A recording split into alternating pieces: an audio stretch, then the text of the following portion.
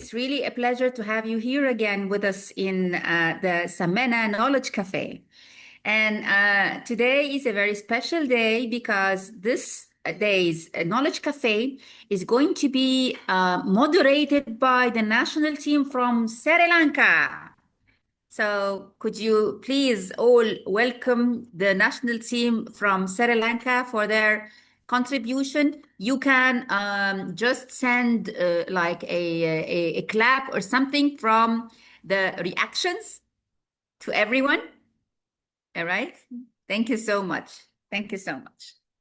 All right. And I would like, first of all, to ask you to introduce yourself in the chat, your name, your job, and your country.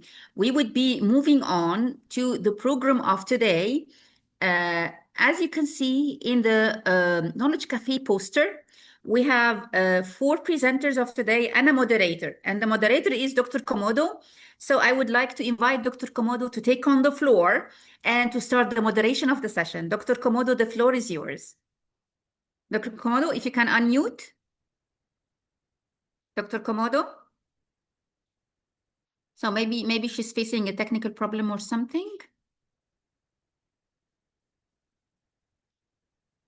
All right, so let us have like an alternative plan. I would share the slides from my computer, and we'll start with the first presentation until Dr. Komodo is back to the meeting. Maybe not. Yeah. Yes, it's okay. So then can I share my screen?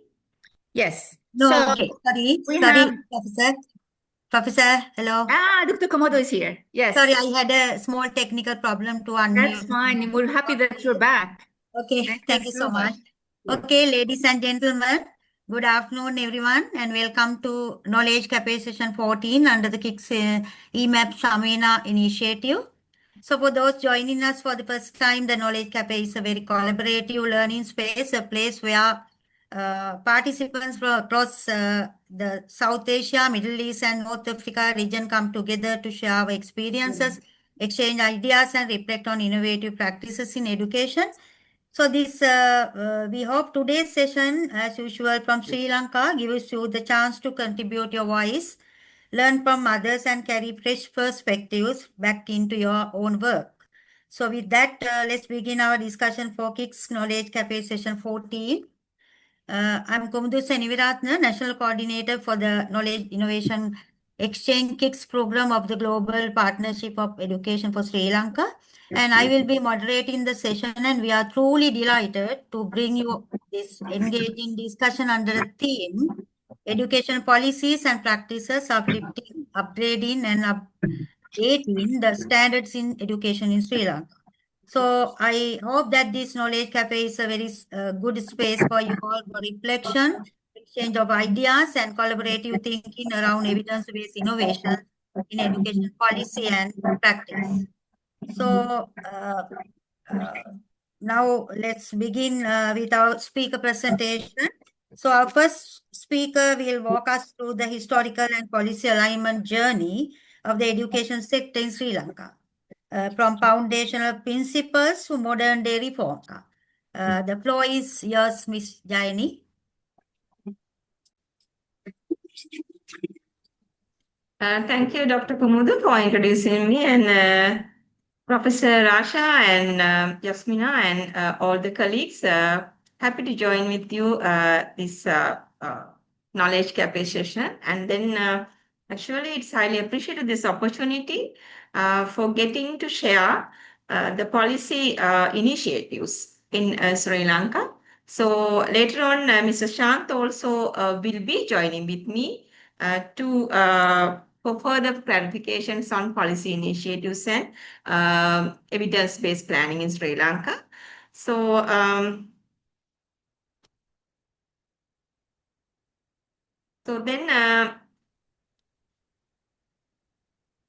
before going to the education policy in Sri قبل Lanka, أن أتحدث عن سياسات التعليم في سريلانكا، اسمحوا لي أن أقدم لكم لمحة سريعة عن نظام التعليم في سريلانكا. في الواقع لدينا 10,006 10,000 70 schools. We are serving more than 3.8 million students. مدرسة بناء على الإحصاءات Sorry, الأخيرة. Dr. Jani, for the interruption. وأيضا لدينا أكثر من 3.8 Lael, مليون you are طالب. speaking in the English channel, not in the Arabic one. You are now in Arabic. Thank you. okay, sorry, I don't know how it switched alone. Is it okay to proceed, Yasmina? Yes, It's good all now. works It's good now. Thank you. Yes. So then we are serving more than 3.8 million students, and then we have 240,000 teachers in Sri Lanka. We serve them through our channel with 9 education provinces. We are having 9 education provincial department of education. Under those 9 provincial education departments, we have 100 zones, which are mainly responsible for teacher management and resource management. And also we have 312 education division officers, which we consider as the main supervision responsible agencies. So, and then actually in Sri Lanka, from grade 1 to university level, the education is totally free. So as the Minister of Education, our division, we are responsible for general education, I mean the school education. We serve our more than 3.8 million students with free education, with free textbooks and free uniforms for all the students, along with so many other benefits like free shoes, and then free midday meal, and then free sanitary pads, which are selected based on some criteria. But for all the students, textbooks and the uniforms are free. For the university students also, they are getting free education. Most of them, I mean the low income family students, are getting bursaries for their accommodations are free, and accommodations and the other facilities, they are getting some bursaries also. So then as a, so when you will understand in Sri Lanka, actually it is lucky, the students are lucky to have this kind of free benefits and free education facilities. So then let me to shift to our education policy matters. So in Sri Lanka, the process is a little bit complex and little bit tough when we are approving the education policy. As a result, you will understand that we are struggling to getting approval for the education policies that are being developed time to time because of this policy, this process. What we have to do is education policy recommendations should be made by the Ministry of Education with the consultation of all the national and provincial and all the grassroots level stakeholders. We can draft or we can give the recommendations to a special body that is National Education Commission, which is responsible for developing education policies in Sri Lanka. So time to time, National Education Commission has developed many education policy frameworks and policies. So, but they can't give the approval for the education policies that they have developed. What they need to do is they can present the policy to the president. So president is the one who need to present the education policies to parliament, and then parliament is the main responsible and the authorized body who can approve the education policies. So when I go through my presentation, you will understand how many policies have been developed. and presented by the officials to the up to the president level or up to the parliament level. But because of these political ideas and agendas, very few policies have been approved. And we believe that because we have a very strong government, we believe that we will be able to approve, we will be able to receive an approval for a very strong education policy in near future. That is our hope. So then let me to go to my presentation. In that long policy, in that number of policies, among those number of policies, we have a key milestone policy framework. So first one is, which is the only that we can consider as the main approved policy introduced by Dr. C.W.W. Kandangara, and then which is implemented very successfully so far, that is free education policy. And then after that, if you browse the education policy in Sri Lanka, you will find this document because it has been developed by a very kind of huge research and studies. It is a long process, and then the National Education Commission has developed this education policy 2020-2030, but which is not being approved by the parliament so far. And then again, referring that policy, the previous government has appointed a committee, and then they have also developed the National Education Policy Framework 2023 and 2033, which also not been approved by the parliament. So there was a long process and a long journey, but documents was printed but not been approved. And then when the present government come to the power, their presidential manifesto, it is a thriving nation and beautiful nation. There they have introduced another education policy framework. Based on that, the final one is what is introduced by the present government as the national policy framework, which is included all the areas, including education. They have presented a framework for next 5 years while they are being developing a very strong education policy now with their new National Education Commission appointed recently. And then these are the policies, though we have, we have not gained the full approval for the policies. If we go through the policies, we can find there are some parts of the policies have been implemented because those policies are developed by the government officials and they are following long process.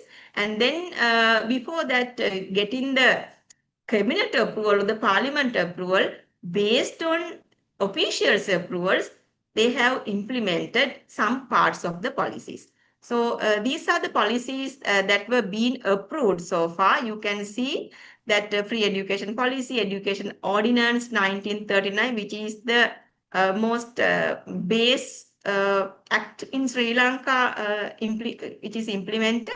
And then assisted school training colleges and public examination act, which is being implemented now. Likewise, we have so many acts and policies which are being approved by the parliament and being implemented. So this is the part of the free education policy. And then these are the policies forwarded but not fully approved but partially implemented. So then, but for there are some, in Sri Lanka, the curriculum, the national curriculum of education is being changed or the reformed every, the 8 years time. So then they also should present that reform also to the parliament. Likewise, they have reformed the curriculum very successfully. The reforming the curriculum is a main responsibility of the National Institute of Education. So I think Dr. Ashok will be presenting more on education curriculum and education reforms, because these days also we are in a process of introducing new curriculum in January 2026, aligning with the new government policy. So let me to shift the policy proposals. These are only the proposals which are not being approved or implemented. But as I mentioned, there are some parts of the policy framework, especially the one that introduced 2023, there are some parts were implemented. So these, we have very good, the very comprehensive documents, but those were not approved by the Parliament. But I think these days they are referring all, and they will, National Education Commission will present a very sound education policy Sri Lanka. Until then, now we are processing with the present government national policy framework.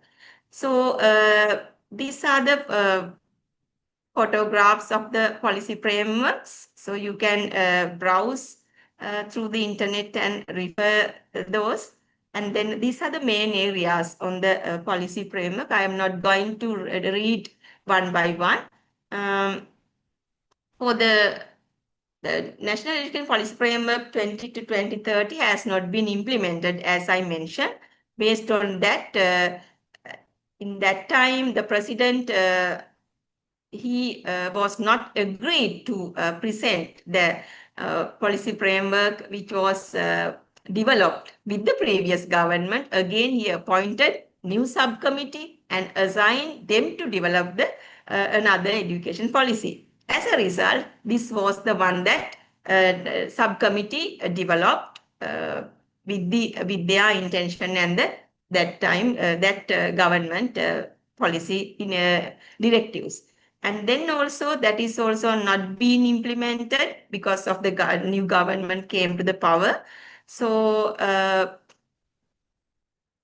the present government, based on their presidential manifesto, Thriving Nation, a Beautiful Life, the right side you can see their national policy framework they have developed for the next 5 years, but that is not the final one. They will develop a very the strong education policy. And if I brief what the present government has focused with their new policy framework, they have identified 4 main focus areas: a fulfilling life or a comfortable country, an honorable life, a safer country, a modern life, a wealthy nation, and dignified life.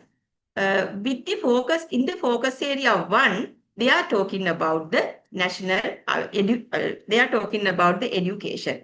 In that part, they have mentioned, the government mentioned as a policy statement, provide quality education that fosters a developed, humanistic and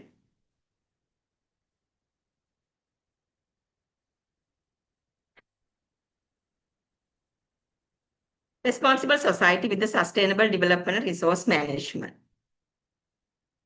So they have identified policy principles which were actually included in the previous policies also. Most of them were included. Free education and equal access to all, relevance to human development and employment opportunities, acceptability for all, responsible citizens accountable to society, sustainability and innovation, and lifelong learning. So those were the policy principles. They were, the present government has focused under that civilized citizen. And then there are, in the policy document, they have identified thematic areas as well as strategies. And also, this is first time that included activity level activities in this kind of policy document. So now what we are doing is they have given this kind of framework for all the ministries. What we are doing is considering their activities and the strategies, ministries, we are developing our midterm plan, including their activities as well as the officials, our some programs that we need to implement in every time. So then we are considering all. So, but it is very brief and specific items they have included, and I think based on their study and their ideas. So early childhood development education, earlier actually it was not under the Ministry of Education. It was under another ministry, Women and Child Affairs. But from this time it has been taken to under the Ministry of Education, which is mainly for the quality side. So then what is presently doing is both ministries are acting on early childhood development education. And then this is the National Assessment and Development and Maintenance of Human Resources and Vocational Education and Higher Education. All are included with the strategies. I am not describing all because the time I am given is very, I think maybe I have to limit on the time. So then you can see this is very comprehensive document, and then I think it's very clear path we have. Now we can so then if I brief main programs that they have introduced with their education policy, one is the school restructuring program. As I mentioned earlier, we have more than 10,076 schools. Out of those schools, we have nearly 3,000 schools we are having less than 100 students. Maybe in one classroom we have like 5 students or 10 students, and that is we are unable to ensure that quality of education in those classrooms. So the present government, they are trying to address through their policy to restructure the education school system in Sri Lanka. They are trying to ensure that every student are getting a classroom with sufficient students in their classroom to follow their curriculum. So that's the main one of that main program. And the other one is reform in the education curriculum, focusing on the modern requirement and all. So the Dr. Ashoka will explain you more on that. And then these are the things that I have to I brought to share with you.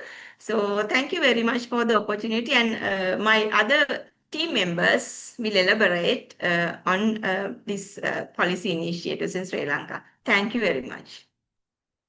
Thank you so much, Ms. Jaini Prishangika, for that insightful overview on the policy evolution in Sri Lanka. It lead to very updated current version of education reforms over the years in its evolution. Actually, you clearly show us the audience about how now the present government national policy framework work towards a very thriving nation, in which their manifesto is very clearly highlighted. Thank you so much.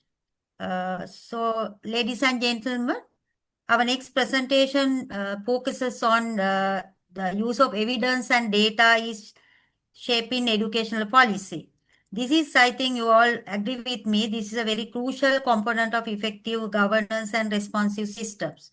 So please welcome Mr. Shantha Kulatunga, our National Steering Committee member for GP KIX for Sri Lanka, and he is also the National Coordinator for Coalition for Educational Development, CD, in Sri Lanka, who will delve into Sri Lanka's approach in this area through evidence-based data. Thank you. It's a floor is yours, Mr. Shantha.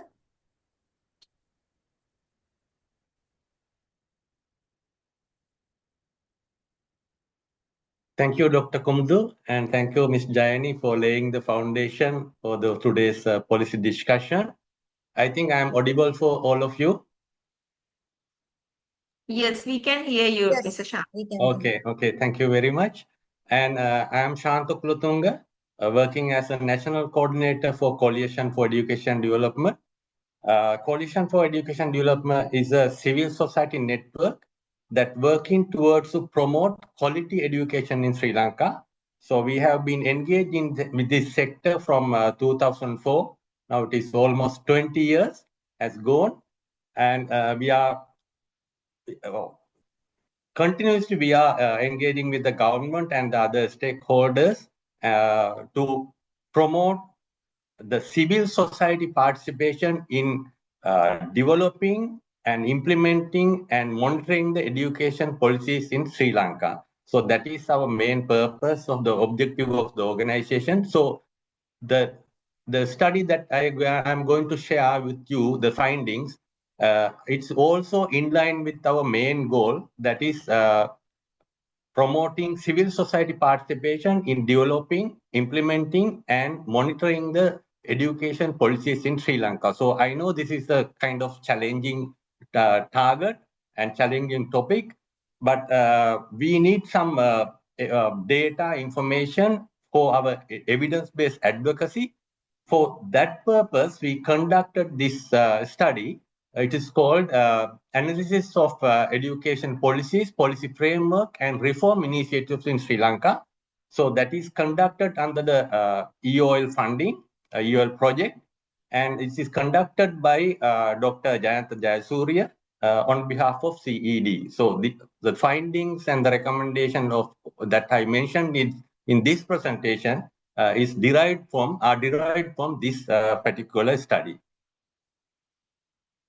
So we will see briefly the purpose and objective of the analysis.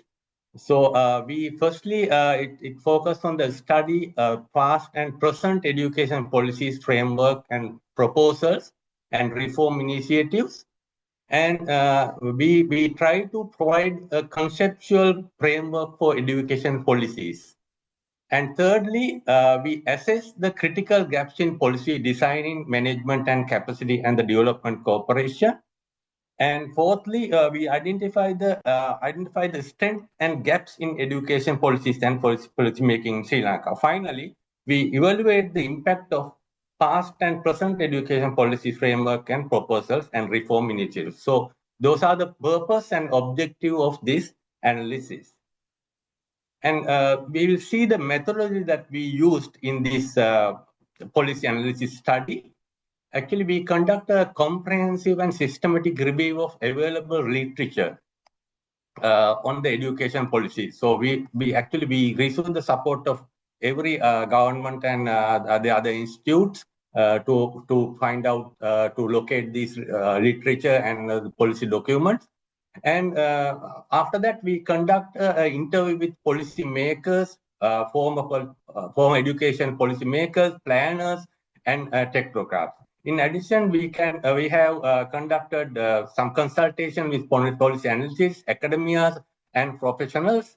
Further, we conduct civil society organizations. We conduct some consultation with the civil society organizations and the media people as well. So basically, in our this study, we use this definition with regard to the education policy. Education policy an explicit or implicit single decision or group of decision which may present directives for guiding future decisions, initiate or retard action, or guide implementation of previous decision. So this is taken as one as our definition for the education policy in this study. And when we see the origination of these education policies, we can see some of them are coming with the government policy directives directly from the government side. And some of the policies we can find, because some of them have come to the scene with the demand-driven side, I mean, that kind of aspect, social demands or revolution. For an example, we had some kind of youth insurgencies in 1971. So after that, government is make some reform some education policies. So like that, some of them are demanded by the societal level, and some of the policies are driven by the supply side. And there are some emergency policies as well, because when we face the Asian tsunami, there are some policies and emerge because of that, because of the devastating situation that we encountered in 2004. So there are some policies related to disaster management, and there are some policies related to the peace education, and those can be considered as emerging policies. So there are some operational policies like school financing, teacher deployment, and transfers. There are some policies and procedures. And in addition to that, there are some policies which derive from or which influence from the international agreed goals like MDGs, EFA, and SDGs. So those are the things that we can consider as the basis of the origination of the policies. And because we, I think Ms. Jayani mentioned about all the policies from 2000 for the 1939, the Education Act, to the recent one like 2023, the National Education Policy Framework presented by the previous government. So we have analyzed all these policies, about 10 education, we can call them as policies, policy frameworks, and some kind of these kind of terms can be used, because as Ms. Jani mentioned, that most of the things have been implemented without, because some of the policies or some of the procedures have been implemented partially, and some of them are implemented fully, and some of them are not implemented totally. And but we have taken in this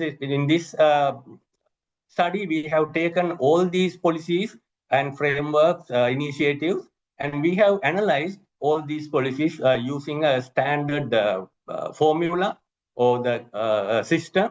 And you can see the indicators or the measurement that we have used to analyze all these policies. So I am not going to go one by one. But the main measures are one is that approach method, that who is the who originate this, who initiate this process. You can see some of the policies has been emerged because of the political, bureaucratic and professional model, and some of them are from political and academic combined model, and some of them are emerged from academic and professional expert approach. They have been followed. So this is one of the area that we look at, and we especially look at the policy analysis and the policy consultation. We can see that most of the time the policy analysis has not been conducted, and the policy consultation also has not been adequately conducted, and the policy communication also, because we can see very limited or very few instances only that we have conducted this policy communication. And in the other category, if you see the CSO, I mean the civil society involvement, because most of the time they have not consulted the civil society or the other segment of the community or the society for this, so developing in this education policy framework. So those are the some observations from our study. So we will move forward. So we have the second one as well.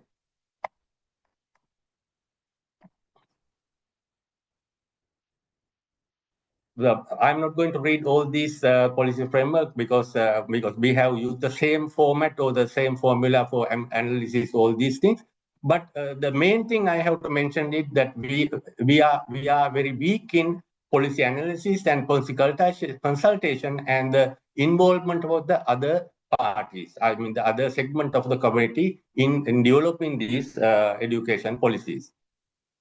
So if you see the main consideration of the education policies and proposals, they have a focus on the equity and inclusiveness, free education, because Ms. Jayani explained a lot about this this sector and then the focus, because now almost all the children in Sri Lanka, they have the chance to get involved with the free public education. So the access wise, so the accessibility wise, we have fulfilled our requirements.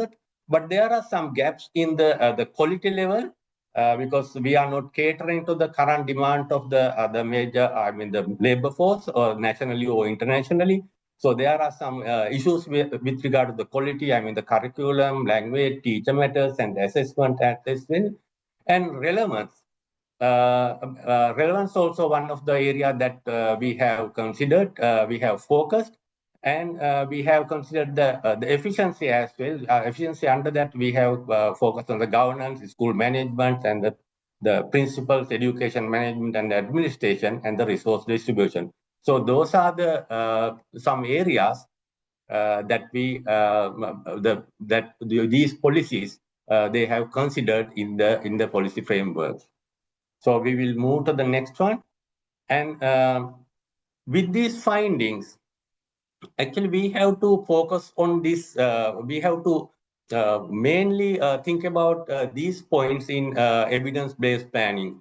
So as I mentioned, do they have the adequate consultations? Or what is the level of community or CSO consultation in this policy framework? I mean, the developing the policy framework, and level of the consultation and underlying rationale. So those are the basic things that we have to consider in the evidence-based planning. And we have focused on the politics as versus the policy making and the policies. So we found that most of the instances that politics, I mean the governments, they have interfered, or they have initiated, or they have the agenda in education reform. So I'm not going to read all these things, but you can see Constitution in 1972, 1981, 1997, and 1992, except few instances, so many times the government has some kind of political interaction or kind of interest in the education policy reforms, or they are getting this kind of policy framework.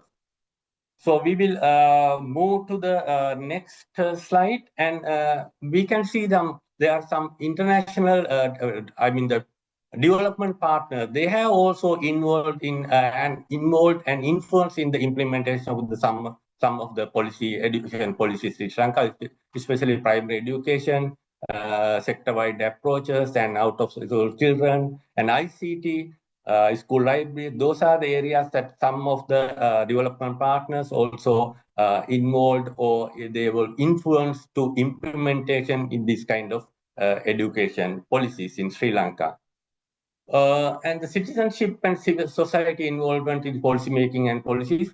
Actually, we have very limited space for the civil society to voice in education policy making, because that is one of the objective of this analysis, because we need to raise the awareness of the education officials, education authorities on the importance of having civil society participation, I mean the adequate, meaningful civil society participation in the education policy making. At the same time, we want to educate our civil society members, because they are not professionals, or they are not thorough in policy making or policy development, but we need to give them some kind of idea about the education policies in Sri Lanka. So what are the policies, how they emerge, and what are the contexts, and what are the gaps in policy making, and what was the implication. So these kind of things we are conducting some awareness program for the civil society sector. So as CED, we are using a dual approach to bridge the gap in policy making and the civil society participation. So that purpose, we are using the finding of this particular study. So we will move forward. And however, with all these policies and procedures and the framework, Sri Lanka achieved a lot. We have to be very proud of this situation, because Sri Lanka is one of the most outstanding. We are performing as a most outstanding. We have some kind of most outstanding performance in the regional level with regard to the crude birth rate, the Human Development Index and the adults rate and enrollment rate. Those kind of things that we have been achieved because of our free education policy and some kind of the government dedication and the support to the free education system. So we have achieved a lot with regard to the social development sector, but at the same time we have some drawbacks in the education outcome aspect. So these are the issues that we have identified in the education policies. Some of them are education policy reform should be a part of and partial of the social reform, because they cannot be isolated, and policy reforms cannot be implemented overnight, because most of the time we have seen that some of the policies erupted or emerged because of just some of the word of the politician, because without looking at the financial viability and those kind of things, they are just making the decisions. So that has become a burden to the country as well. So we can see lack of policy consultation, lack of poor policy communication, and lack of poor political commitment. So those are the major gaps and challenges in the education policy arena in Sri Lanka. So I would like to draw your attention on one of the recent two policies that came into in 2020 and 2023, the National Education Policy Framework 2020 to 2030, because it, as Ms. Jaini mentioned, the previous president, he totally rejected the policy proposal presented by the National Education Commission. That is, I think, according to my knowledge and my understanding, that is a very good policy with a lot of consultations, but that was not implemented and that was rejected, and he appointed another subcommittee to develop a new new education policy framework, that is 2023 to 2030. Sorry, this is some kind of mistake here, but 2023, it's for a 10-year period. But in the first policy, it was rejected because of the lack of political will for the implementation. And the second one, National Education Policy 2023 to 2033, that was rejected, or that could not be implemented because of the lack of public support for the implementation, because there was a government change sudden. So that was one of the things that we have to consider, because when we are doing this kind of exercise, I mean, with regard to the education policy field, we need a kind of strong process with the support of the so many stakeholders. Otherwise, you can't implement these policies in a practical manner. So let's move to the recommendations of this derived from this study. Actually, we have to first conduct a comprehensive sector analysis review and develop a clear and long-term vision for the sector and the country. And we have to, at the same time, we have to ensure the wider participation and contribution of the respective stakeholders and the technocrats. And we have to allocate adequate resources as well, and we have to ensure the obtaining the wider acceptance of the education policy proposals. And we suggest, so we propose to do this properly. We suggest to establish research and development culture to promote evidence-based policymaking, relationship between the education policies, R&D, innovations, and intervention. The following scenarios are proposed to strengthen the education policy culture. The one is strengthen and streamline the existing policy making institutions. Secondly, establish an independent council for education policy studies. So those are the recommendations that we are would like to make in the policy education policy formation and the reforms initiatives. So the third one is harmonization of the policies and the ground level requirements. That is very important sector.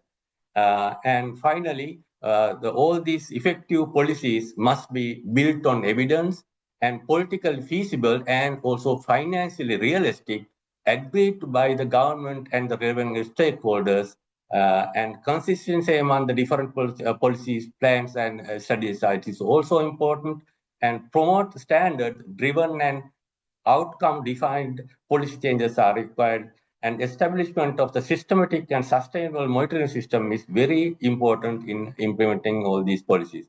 So those are the basic findings and recommendation from our study that we conducted in 2024.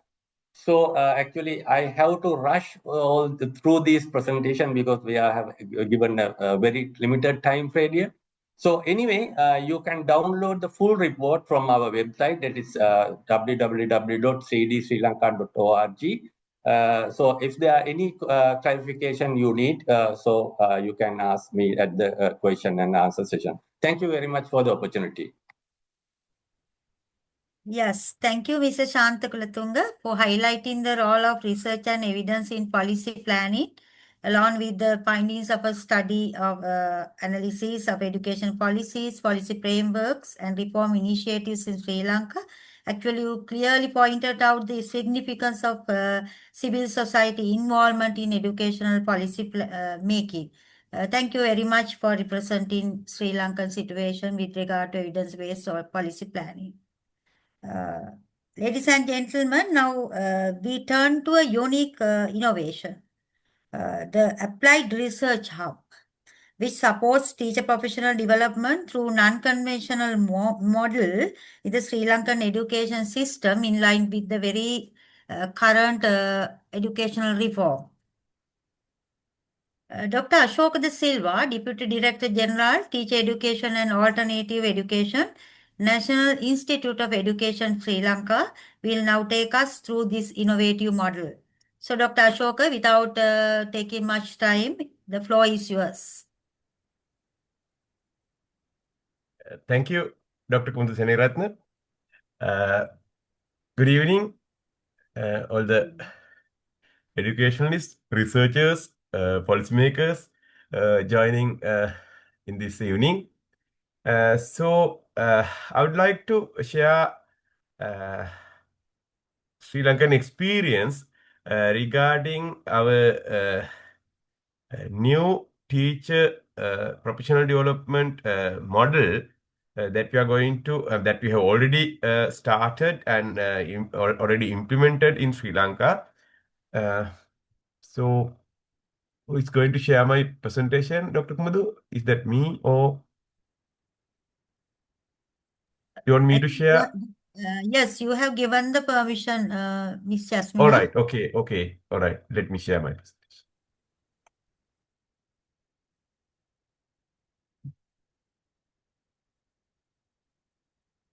Is it visible to all of you? Yes, Dr. Ashoka, you can go. All right. Thank you.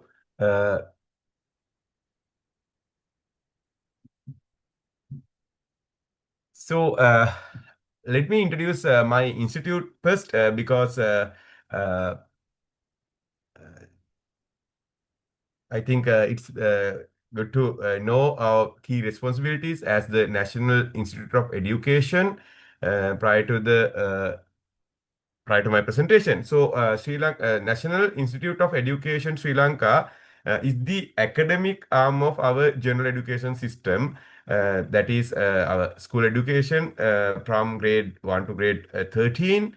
Our key responsibilities are developing national curriculum for our general education system, then professional development of teachers and other educational administrators, including principals and other officers. The third key responsibility is conducting educational research. And so I'm working for the Faculty of Teacher Education and Alternative Education, where we mainly focus on in-service and pre-service professional development of our teachers. So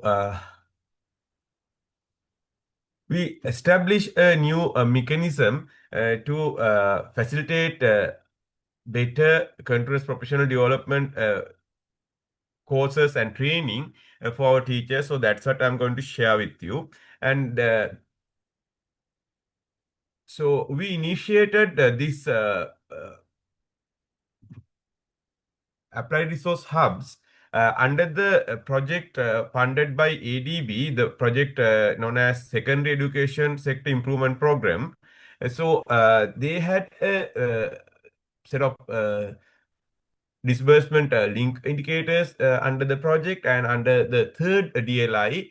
So the focus is mainly on professional development of teachers, especially grade 10 to 12, our ordinary level and advanced level teachers. So traditionally we have this face-to-face training for trainers of trainees. Then they are disseminating this training to the teachers in their respective educational zones. But as we have encountered lots of drawbacks in this mechanism, under this project, we planned these applied resource hubs to facilitate online or the distance learning in addition to the face-to-face training programs conducted by the National Institute of Education. So I have a detailed presentation, but due to this time constraint, so let me skip some slides, and because these slides indicate what we have done yearly to fulfill the targets that we have set under this CESIP project. So if we focus on the background of this activity, I mean the establishment of applied resource hubs, as I already mentioned, we had a severe sort of problem that we have been using for decades to prepare our teachers for the reforms or the revisions that we have introduced to the general education system time to time. Usually, we have an 8-year cycle of reforms. I mean, once we introduce reforms, so then it continues for 8 years, and then again we introduce new reforms after 8 years of period based on the research and findings we gather during this 8-year cycle.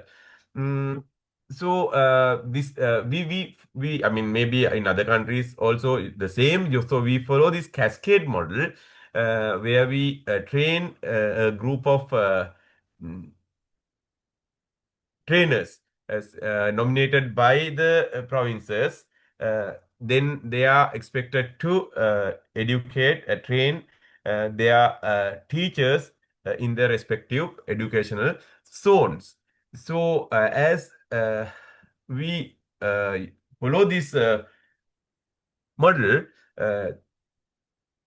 we have realized that there are drawbacks. So one of them is although we spend more time and we plan very good training programs at national level for these trainers, when they are conducting these training program for their respective teachers in their educational zones, these messages are not disseminated to the grassroots level as we expect due to different reasons.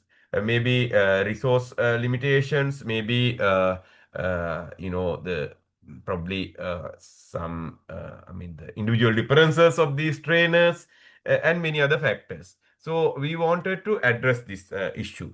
And in addition, as we all experienced this pandemic few years back, so we faced difficulties. We didn't have a by that time we didn't have a proper mechanism to uh, overcome the challenges that we faced during this period, because our teachers were not that much competent enough to deliver these lessons, or to address students through online platforms. So that was a challenge, and based on these experience, we thought of establishing a proper system to address these issues in case of a situation like pandemic that we experienced few years ago.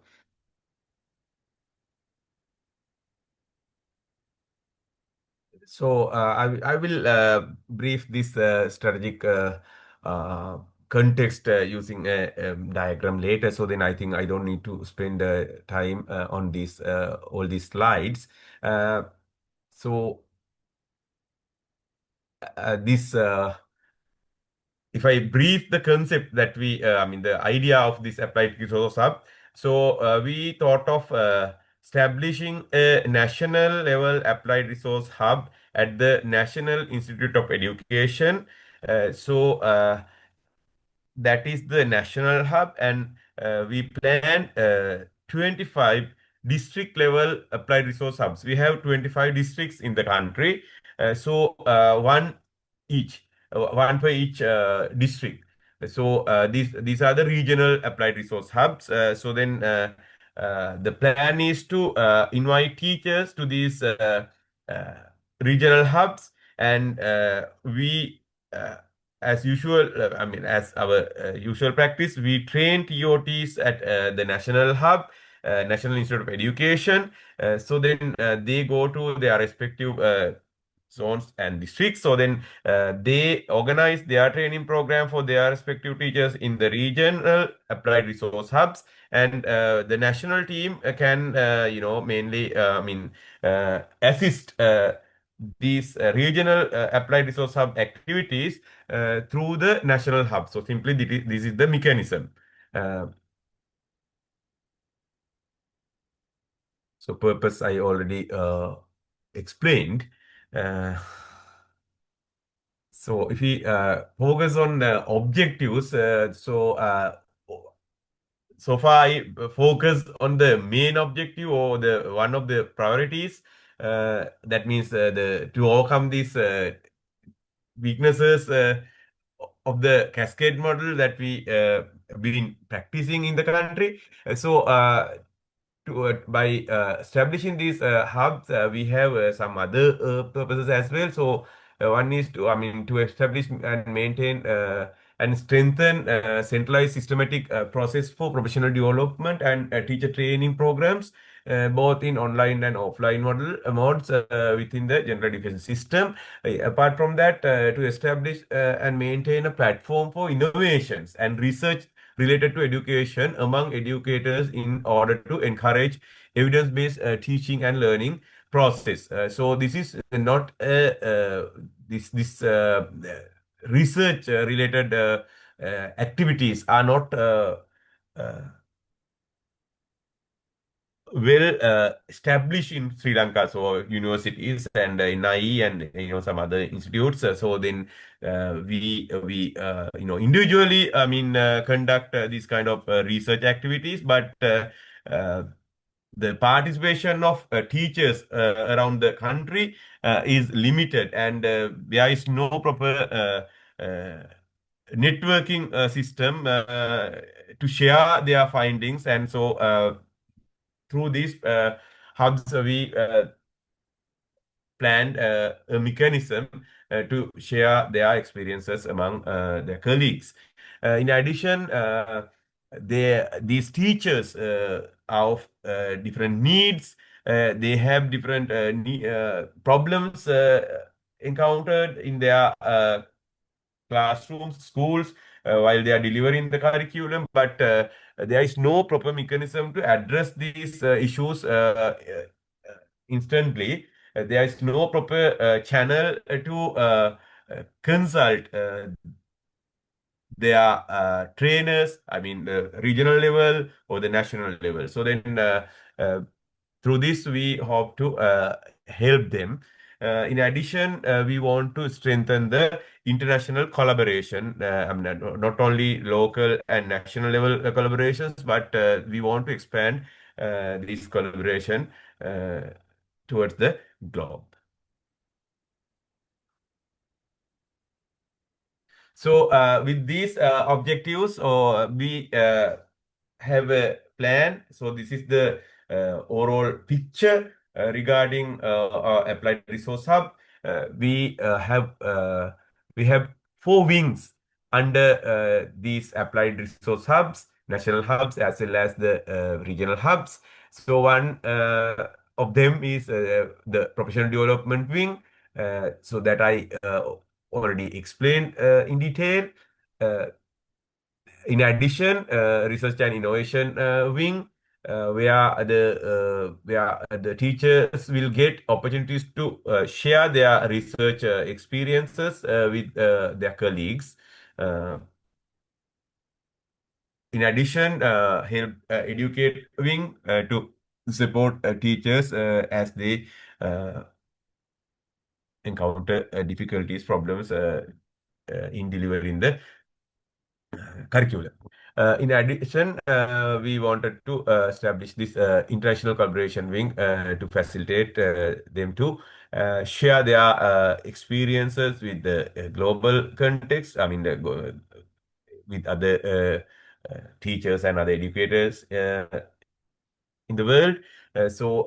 This is the overall picture regarding our applied resource hub. If I elaborate, I mean, the purpose or the expectations of each one of these wings. This is regarding the professional development wing, professional development and training wing. That is to strengthen the capacity of teachers and teacher educators in conducting inquiry-based learning, blended learning, in an authentic setup. So this is one of the priorities coming under the proposed educational reform. So ADB also encourage us to strengthen inquiry-based, problem-based, project-based, blended learning approaches in the classroom. So then we find that we need to have a close contact, interactions, communication between the trainers and the practicing teachers to facilitate these activities in the school system. Then, especially the ADB project funded us to strengthen science, technology, mathematics, and commerce streams. But when we planned this applied resource hub, we have paid attention to the other subjects as well. So this although the project emphasize the importance of strengthening these 4 subjects areas as the National Institute of Education. We have planned these applied resource hubs to facilitate, to cater the needs of all the other subject teachers as well. Through this applied resource hubs, we expect to identify teachers' training needs because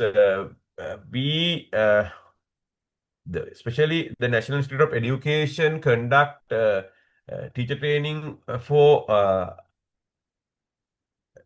TOTs when we are introducing a new reform. So then continuous professional development, especially regarding proposed reforms,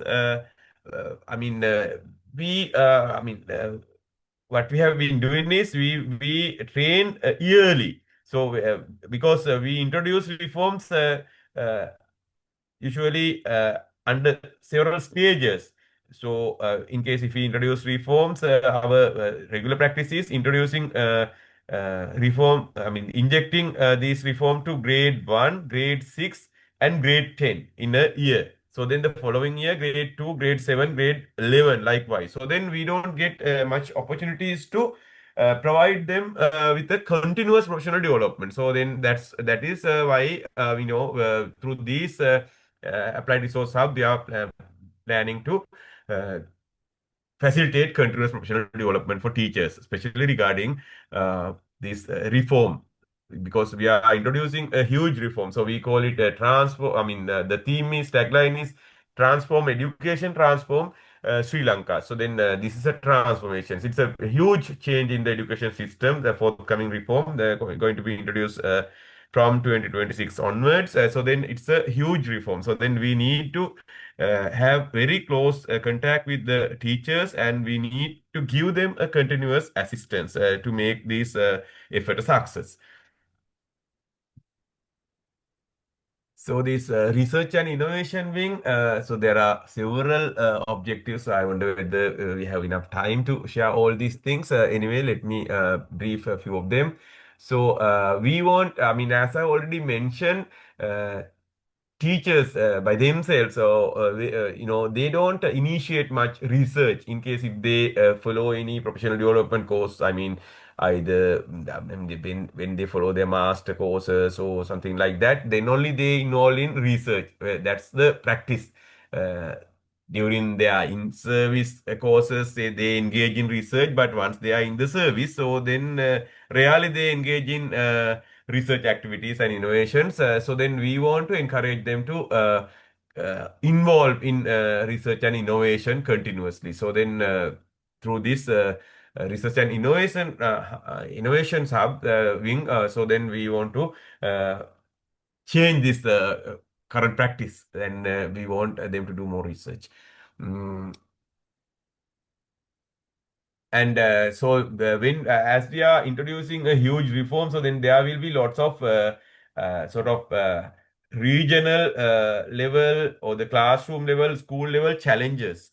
Probably then the teachers, definitely teachers will have to overcome these challenges, because as we are developing the curriculum national level, it doesn't mean that it fits to their individual, school or individual, I mean, their specific context. So then they will have to make adaptations and changes to assure the smooth implementation of reform. So then then they will be getting lots of new experiences that will be useful for the other teachers. So then we need to have a platform for them to share these experiences. So we are hoping to facilitate this through this innovation, research and innovation wing of our applied resource hub.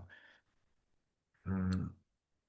So, in addition, we want them to share their experience with the others, especially in research experiences. In addition, we want them to participate in national level, regional level, webinars, symposium, and so on. Apart from that, we are planning to establish a learning management system, and of course, currently we don't have a proper, well-established teacher development framework in the country. So in order to establish a strong professional development framework for the teacher development, we need lots of data. So then through these hubs, we are planning to get more and more information.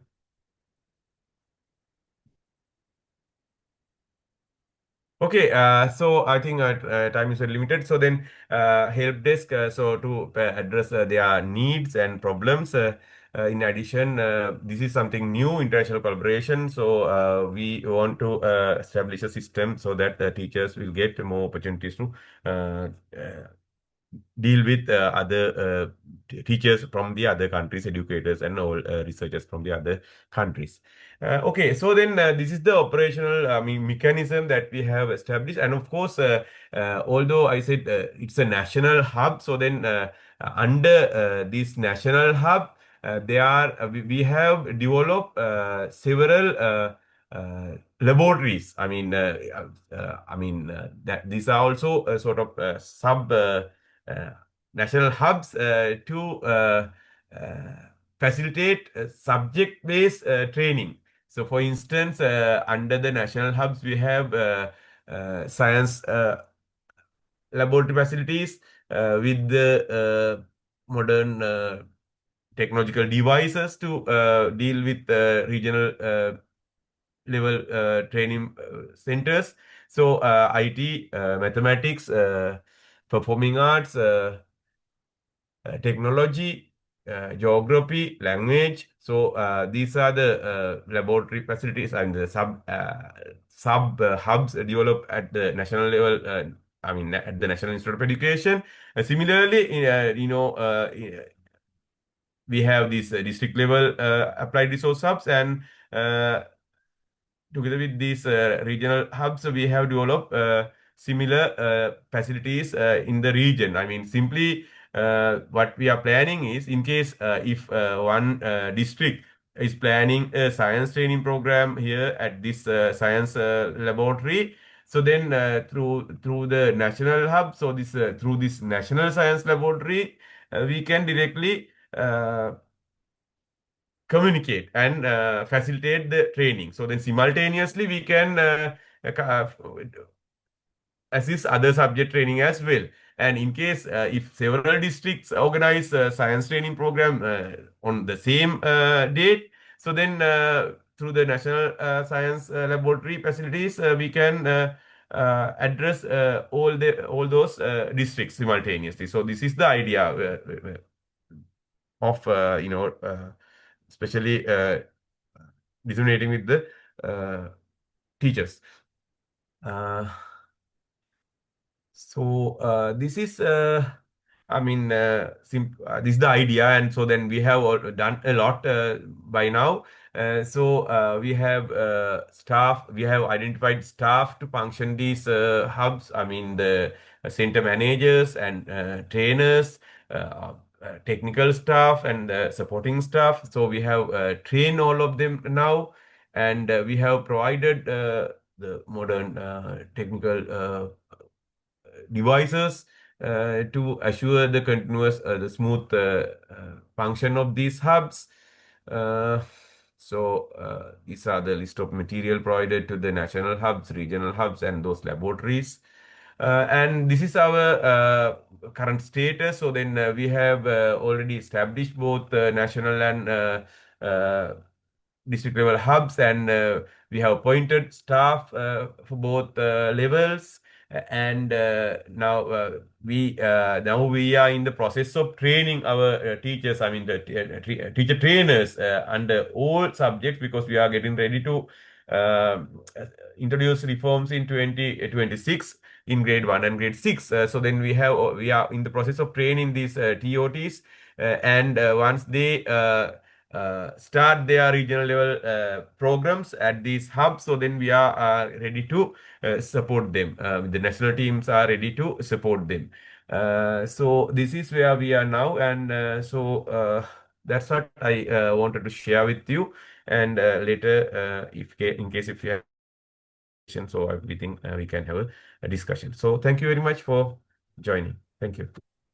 Thank you, Dr. Ashoka, for sharing the transformative approach for uplifting, upgrading, and updating the professional standards of our educators, teachers in Sri Lanka through this national applied research hub. Actually, within the given time slot, it's very difficult to give all the ideas, Professor Asha. So I think all the things are available in the PowerPoint presentation. But if you are interested, the audience, ladies and gentlemen, so you can ask many more questions from Dr. Ashoka. He will be there for answering them. Thank you again. because the uplifting the professional standards of our teacher is very, very crucial component if we want to bring the educational policy into practice at the ground level. So this approach would make a big impact on this in Sri Lankan education system in empowering our professional standards of teacher educators. Thank you, Dr. Ashok, again for representing my motherland. Thank you so much.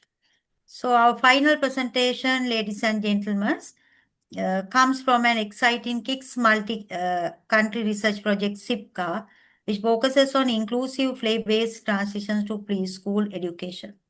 So we as Sri Lankans, before going for this presentation, greatly appreciate the contribution and collaboration we received from Dr. Sajid Ali and his team from Pakistan, and also Dr. Visal Musa and his team from Maldives in this multi-country research project.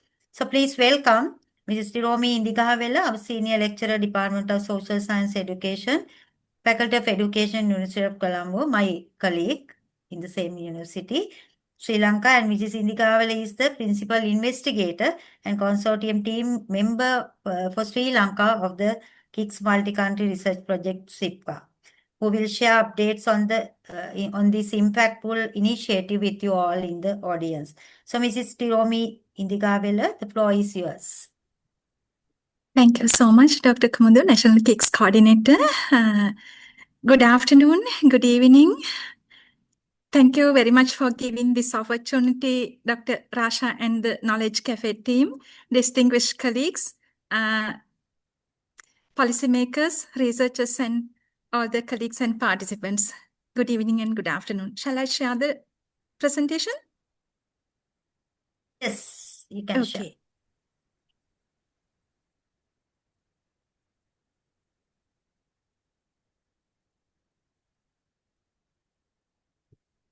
It's my great pleasure to represent Sri Lanka's SIPCA research team at this Knowledge Café and to share our progress on the scaling impact on a play-based child-to-child approach, the SIPCA research project supported by GP, KIX, and IDRC. This is as you know, this is a consortium research project. Our consortium is led by Islamic University of Maldives, and Aga Khan University, with collaboration Aga Khan University, Pakistan, and University of Colombo, Sri Lanka. Our research project team members are the leader, Dr. Mariam Sharifa from IUM, Dr. Visal Musa, also from IUM, Dr. Nasima Sain from Aga Khan University, and Abdul Wali from Aga Khan University, and also myself from Sri Lanka, University of Colombo. This is our project location in Sri Lanka, Western Province, Sri Lanka. Our overall goal of our research project is to ensure improved school readiness and a smooth transition from preschool to primary school in Maldives, Sri Lanka, and Pakistan. We recognize that that this transition is a critical stage in a child's education journey, and getting it right has long-term benefit to learning outcomes and personal development of students. Throughout this project, throughout this research journey, we seek to generate relevant knowledge on scaling the play-based child-to-child model, mobilize this knowledge to support improved transition, and strengthen the capacity of early childhood educators, teachers, to implement inclusive approaches.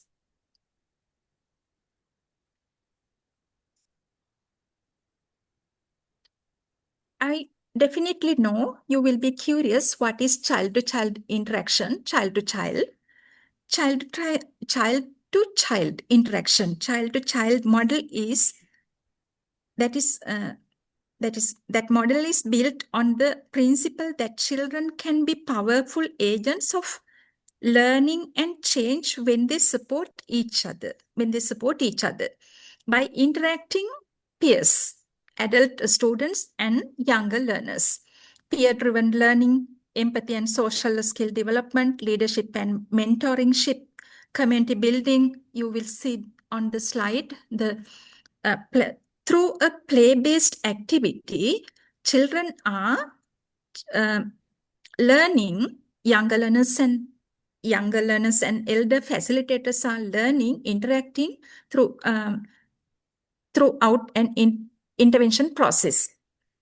So child-to-child model is built actually on the principle of that powerful learning and change theories. So our contextual challenge in Sri Lankan challenge was, we identified preschool to primary school transition is often stressful to Sri Lankan parents and also to teachers and also head teachers. That was a challenge. In Sri Lanka, the transition from the preschool to primary school remains a stressful experience in many children, parents and teachers. Gaps in literacy, numeracy, and socio-emotional skills are evident, while play-based and inclusive approaches are still underutilized. The play-based approaches and play-based pedagogical inclusive approaches are still underutilized.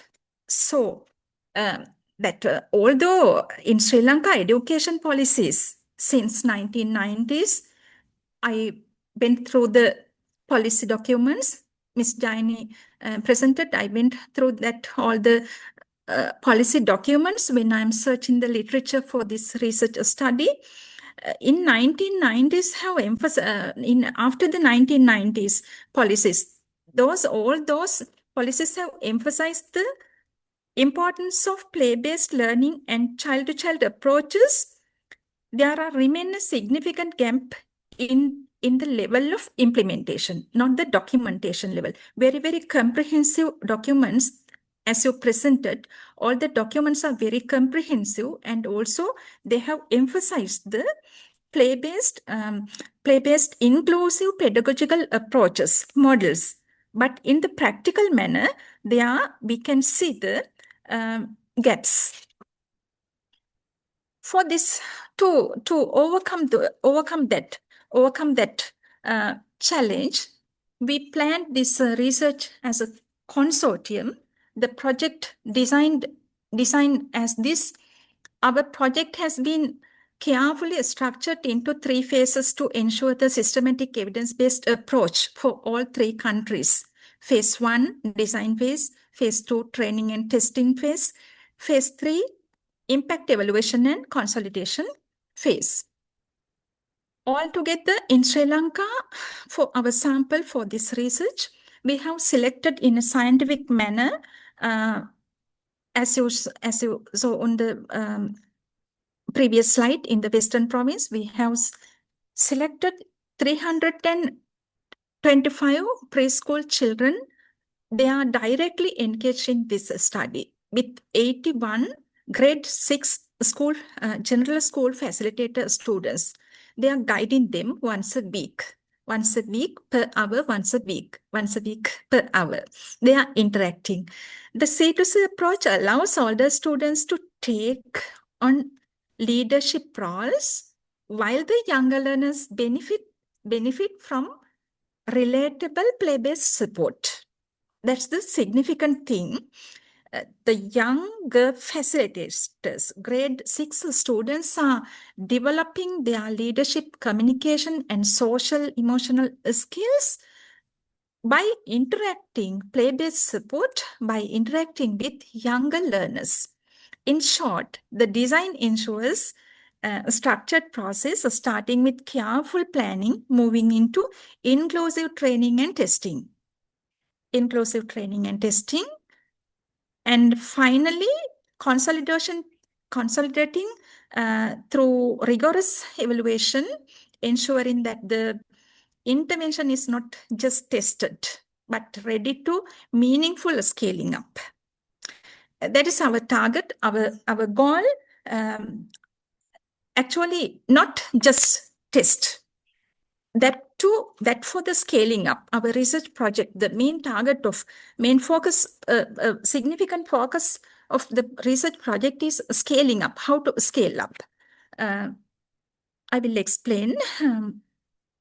Our technical consultant for all 3 countries is Child-to-Child Organization, Child-to-Child Team, UK, the well-recognized, accepted technical team, consulting team. Now we are in the 16th week of the intervention. Up to now, we started our research project in 2024. You will see the key highlights, key progress since 2024. Sri Lanka has made a steady progress, actually, with the support of GP KIX IDRC Fund. So, stakeholder engagement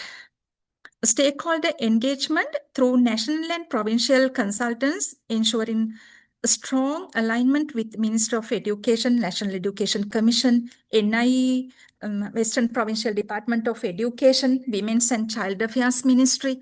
All the stakeholders are participating for the research and the intervention research process. In our research team, they are consulting, they are working. Baseline data collection, that is also a milestone. Before we implement the intervention phase, baseline data were collected by covering 151 students, which showed high readiness in numeracy and literacy. The significant thing, high readiness in numeracy and literacy, but highlighted socio-emotional development as the area needing more focus. The identified specialty of that research, baseline data collection, the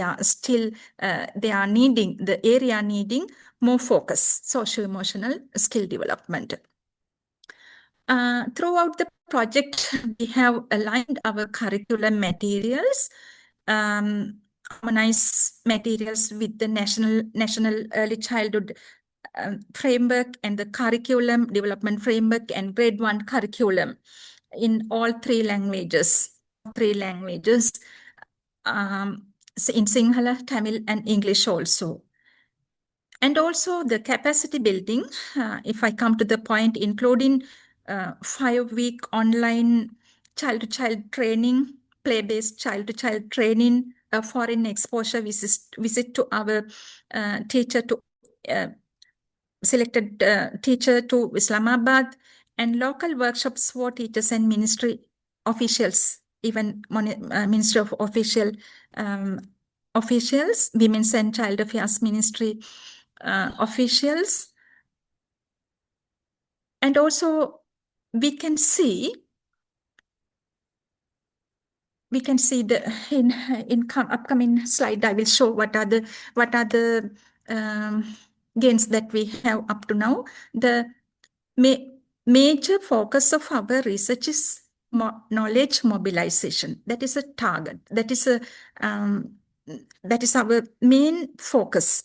And how to focus, how to mobilize the knowledge, how to disseminate the knowledge. In this knowledge mobilization process, you will see dissemination. This one is also a dissemination knowledge mobilization process, one stage of knowledge mobilization act. So knowledge mobilization and scaling also are our significant focuses. So we have actively shared knowledge through stakeholder meetings within the country once a week. Once a week, our research team is meeting online or physically, or we are meeting and discuss the progress. And also once a month we meet. We discuss the progress and a stakeholder we are talking about. We are sharing the findings and the research evaluations up to now. Stakeholder meetings, online training, modules, exposure visits to schools and the visits to other places, and both digital and printed resources for schools, and importantly. So and so you will see policy engagement dialogue with MOE, NIE, NEC. Now we have presented our developed CFC material pack to the NIE policy framework, and now they are reviewing the our C2C adapted all three versions of Sinhala, Tamil, English version curriculum, how to align that with the national preschool curriculum, and knowledge products, printed digital material shared with ECD centers and the preschools. Scaling, this is also a major focus of our research project, the scaling and ROSI framework. You will see ROSI, our work aligns with ROSI framework. ROSI means, you will curious about the term. ROSI is research of innovation studies, innovation. What are the innovation? Education innovation. How to scale them in education. Research findings. Research of innovation, scaling, education framework. That is very important. We are trying. The Dr. Ashoka shared on his applied research. I think this is the base of the applied research. The core of the applied research, the ROSI, how to scaling impact, how to influence to the policy. So framework, embedding child-to-child practices into routing public school system, ensuring sustainability through evidence, curriculum integration, and policy engagement. That is our focus. I think we have aligned with the ROSI framework now. That is a major achievement of our research in this is the first GP KIX support research in Sri Lanka. I'm very happy to share my research updates with you. Then if I come to the early insights, children show, both young facilitators, grade 6 and grade early ECD students, show greater engagement, early results that promising us, children are more engaged and enjoy learning. Grade 6 students are developing leadership and facilitator, demanding. The demand difficult to control. So all the students in grade 6, parents are calling to come to the research project. We are also need to interact with the younger learners. We also want to go to preschool. So we would like to, parents always asking the grade 6 students, parents are asking to send their children to preschools to interact with the younger learners. And teachers of the ECD centers, they are asking, their teachers are very professional and very good teachers, highly educated professionals, but student side, younger learners side, they are calling elder brothers. In Sinhala, that is called Ayya, Akka, younger student, elder student, younger brother, elder brother, please come next time our school. They are always asking to come to their preschool. And also teachers report greater confidence in using play-based teaching pedagogy. So play-based inclusive pedagogical methods. Gender equity and inclusion have been prioritized in our research project. That is also gender balanced, but we can't balance because the majority of the in a school teachers are female, but in our sample we have selected boys students and also girls students, and also material and everything in implementation training, everything has been given to the both side, female and male gender bias without to minimize the gender disparities, and also materials developed in all 3 languages and designed to represent diverse learners. You know, Sri Lanka is a multicultural country, geographical diverse Western province. In Western province also, this is the our heart of the country, but all the types of poorest and highest economical people and all the types of students and families are living here. So we have addressed in our research, we have covered diverse learning, including vulnerable groups. So if I come to talk about the next step of our research, now we are in the intervention. We are now reaching to the last 2 months of the research intervention, not the research intervention. We have collected midline data. Then we have to analyze the midline data, August data now, and also very happy to share we participated Maldivian Uptake Forum last month. That was very well organized plan. We gained knowledge from there, and now the Sri Lanka Uptake Forum later this month in Colombo. I would like to invite you also to participate, at least via online also. We are arranging to online participant also. And subsequent cross-country learning forums in Maldives and Pakistan to participate. We are hoping to participate. The activities will further strengthen our ability to influence national policy and practice in early childhood education. So we are discussing always with the stakeholders regarding now. When you are listening to the Ms. Jaine's policy discussion and the other Dr. Ashokas and the other presentation, now we are in a transition period in Sri Lanka. So I think this is a very good time to influence to the policy. So we also have discussed with the stakeholder to influence to the policy regarding the importance of this play-based education. Already that is existing. We need to emphasize about the implementation level, that we have to take that to practice level. Of course, challenges are remaining.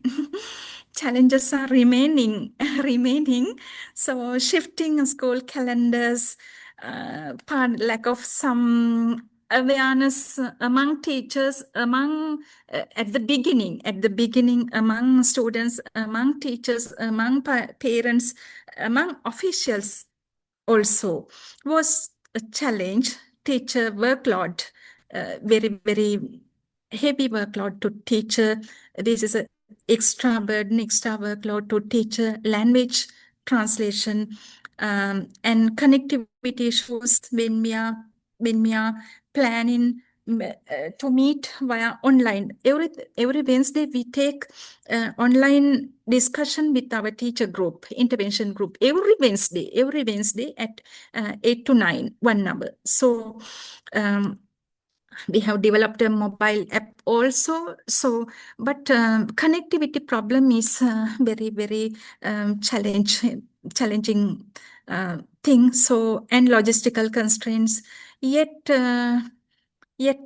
through a strong collaboration with the schools and ministries, 2 ministries, Women's and Child Affairs, especially Ministry of Education, we are overcoming these challenges. So happy to share with you that. And also, I'd like to show you one thing. So SIPCA is not only improving transition, it is building inclusive, scalable and evidence-driven pathways for every Sri Lankan children's learning journey. You will see these captures. I have a lot of captures, photographs in intervention. These are some of them. these were taken by myself and our research team. You see this one, how they interact, younger learners and young facilitators. 1 second, 1 minute, please, Dr. Komodo. Please, I think you will allow me.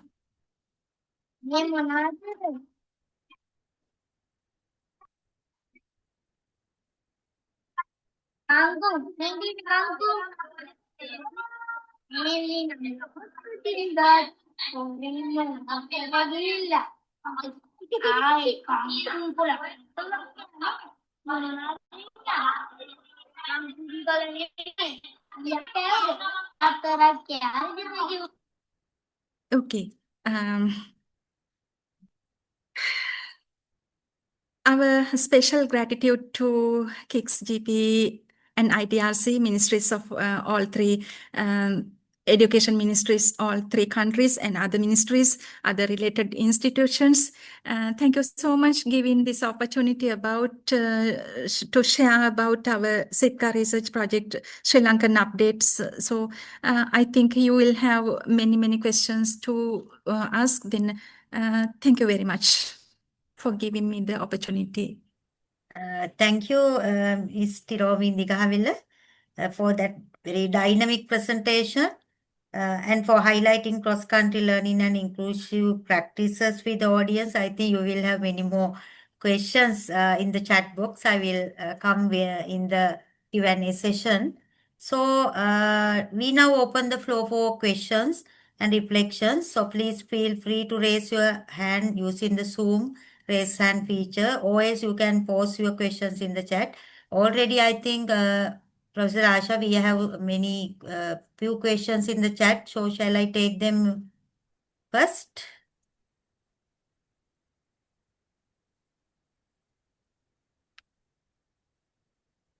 Okay, so I think we have a question in the chat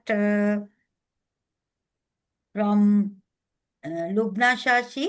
So what she was asking is, what is evidence-based teaching and learning, and what are the resources for offline learning? I think Dr. Ashoka, would you like to take that? About evidence-based teaching and learning. What is evidence-based teaching and learning? Is the question from Lubna Shashi. What are the resources for offline learning? Yes. With regard to Sri Lanka, she is asking. Yeah. So can she, I mean, elaborate what she really she wants to know? She has not elaborated, but what she is asking is, what is evidence-based teaching and learning? With regard to Sri Lankan examples, she might have expecting some answer.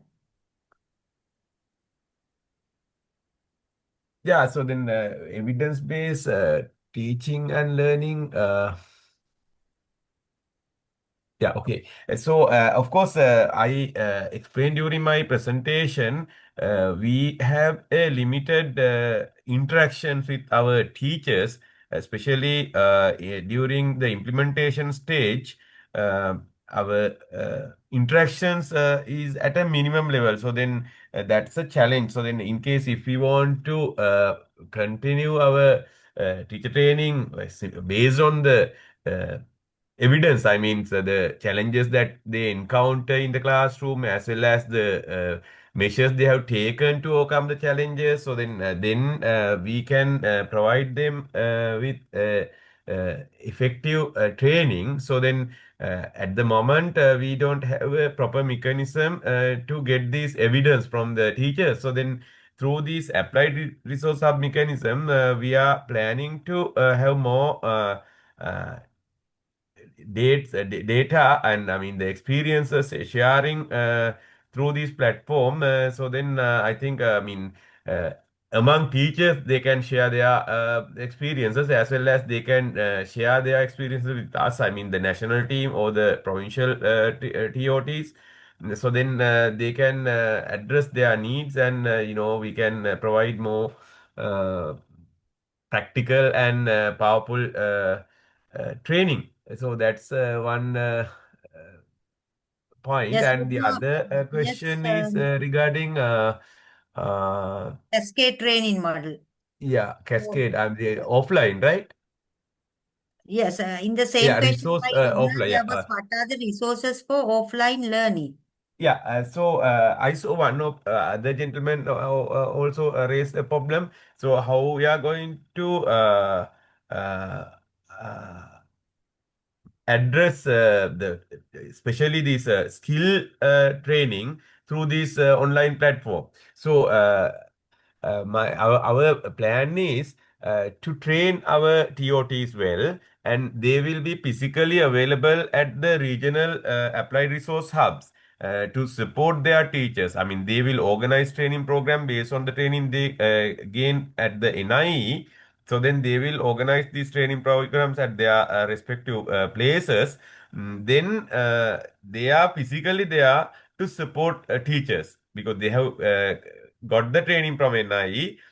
So that's we conduct. I mean, we are now in the process of conducting this training program. Those are with lots of hands-on experience, practical activities. So then they have this knowledge and experience. So then they will be sharing this with the teachers during their regional programs.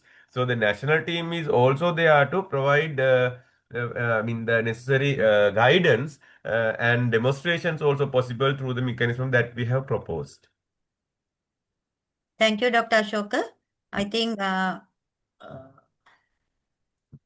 was another question from Angela Amott. She was very curious about our presentations today. Thank you, Miss Angela, for your keen in this regard. So what she was asking about, Mr. Romi, is for you. I think you would take it, this question. So what she was asking was, what are the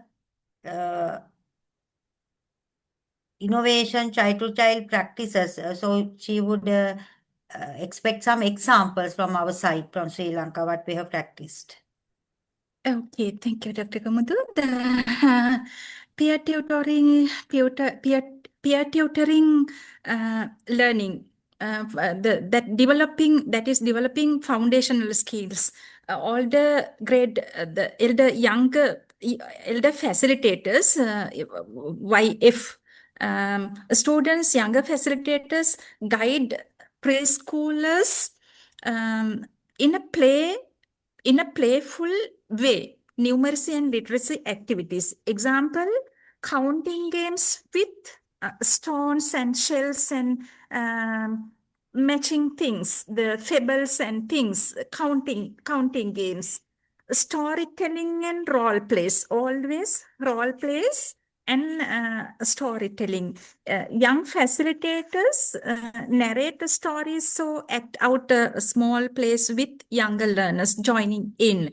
Builds vocabulary, imagination, and empathy. They are always acting like that. The teacher,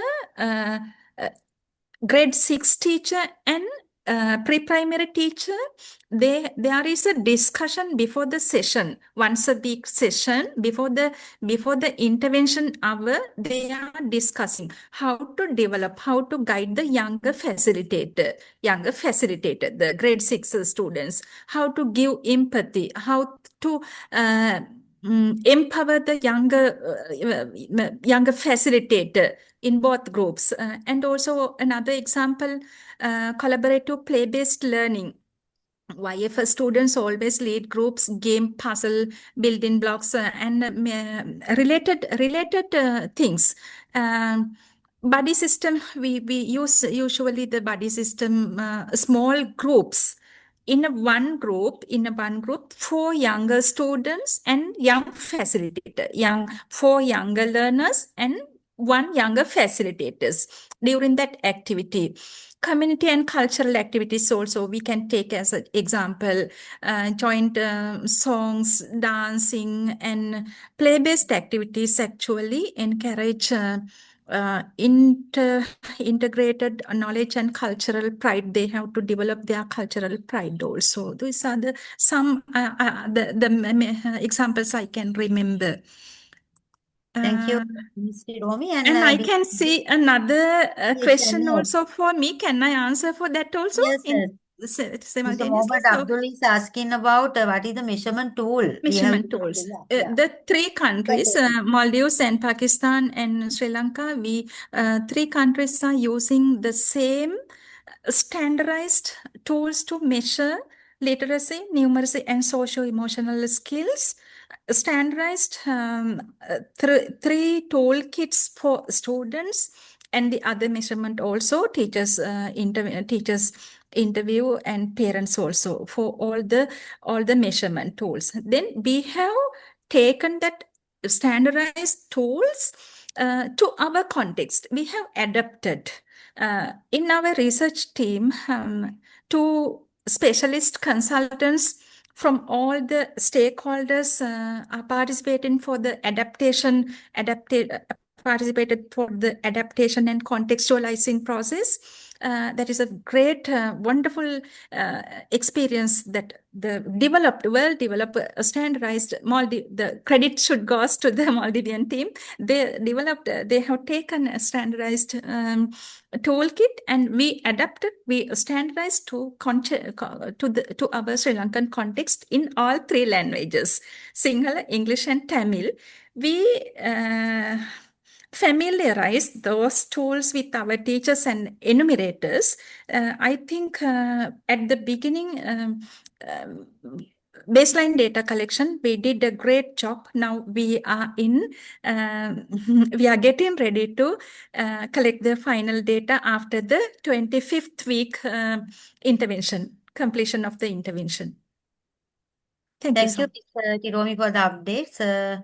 I think Professor Asha, can we give another time slot for QA? And no, we going to close up the session because it's now 6:56, 5:56. Yeah. Thank you so much for a wonderful session for the Samena Knowledge Cafe. And really, we've enjoyed the input and the presentations from all the speakers from the overarching umbrella of the education policy in Sri Lanka and the sector plans and the KIX research. I mean, it's a very well prepared session that would give an overview of the wonderful work and efforts that are being exerted in Sri Lanka. And I would like to thank our beautiful and smart moderator, Dr. Komodo, for her very skilled moderation for the session. So thank you so much. And we look forward to meeting all of you again in the future Knowledge Cafes. In the future Knowledge Cafe, it's going to be, I mean, you need to fasten your seatbelt. We would be riding a very bumpy ride over the ocean to Yemen. So next time our aeroplane would land in Yemen and we would learn more about the new strategic plan in Yemen and how education is being transformed and how areas of conflict is being resolved by education, by the soft power of education. I need one more minute, Professor. I Yes. need one more minute just to close off the things, wrap up the meeting, right? Yeah, please. Yeah. Please, sorry for On behalf interrupting of you. KIX Please go EMAP, ahead. okay, thank you, Professor. So thank you all for the engaging questions and discussion.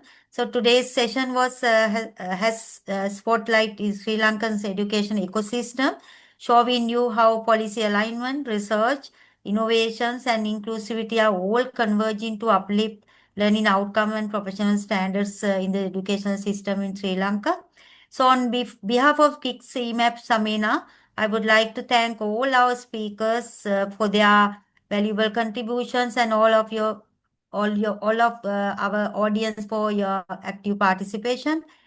Especially a special thanks to Professor Asha Sharaf, Knowledge Lead South Asia and MENA, for the technical and organizing team for ensuring this session ran smoothly. Our special gratitude goes to you, dear Madam, Professor Asha, for your excellent guidance in organizing this Knowledge Cafe Session 14 from Sri Lanka. A very big thank to you and your team, Madam. Okay, thank you very much, Thank madam. you so Thank much. you. Yeah, thank you so Thank much, you so Dr. much. Komodo, and for all our wonderful speakers. And please mark your calendar. Our next Knowledge Cafe is going to be held on the 13th of November, and it's going to be coordinated by the national team in Yemen. Thank you so much. And thank you, Yasmina, for doing a wonderful job with the moderation and with being the technical host. Thank you, everyone. See you then. Bye.